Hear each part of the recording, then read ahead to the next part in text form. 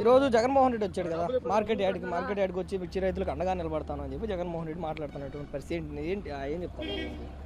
యార్డుకి వచ్చి మాట్లాడుతున్నాడు అంటే అంతకుముందు 5 సంవత్సరాల ప్రభుత్వంలో ఉన్నప్పుడు కూడా వచ్చి మాట్లాడవచ్చు కదా. గన్నవరం వచ్చి ఆ గన్నవరం కాడి నుంచి ఏడకు వచ్చి దాన్ని డైవర్ట్ చేయడానికి ఇక్కడ జనానికి ఏదో 4 మాటలు చెప్పాలి కదా ప్రతిపక్షంలో ఉన్నప్పుడు.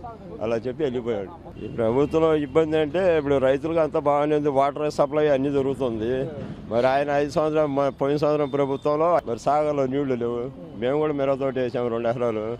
ఎకరానికి ₹1,00,000 సాగర్లో నీళ్లు లేకపోవటం వల్లే కదా మేము కూడా ఎకరానికి 2 లక్షల రూపాయలు అయినాయి వాటర్ పెడితే. 2 ఎకరాలకి 2 లక్షలు పెట్టి వాటర్ పెట్టాము కదా. మరి ఆయన సక్కరగా నీళ్ళు అందితే మనకి 2 లక్షలు పెట్టి వాటర్ ఎందుకు పెట్టేవాళ్ళు చాలకి? మనం పెట్టాల్సిన అవసరం లేదు కదా.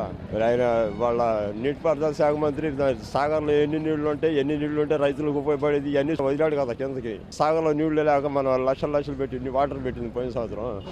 రైతులు మేలు చేసేవాడు సాగర్లో నీళ్లు కంట్రోల్గా పెట్టుకుంటాడు కదా.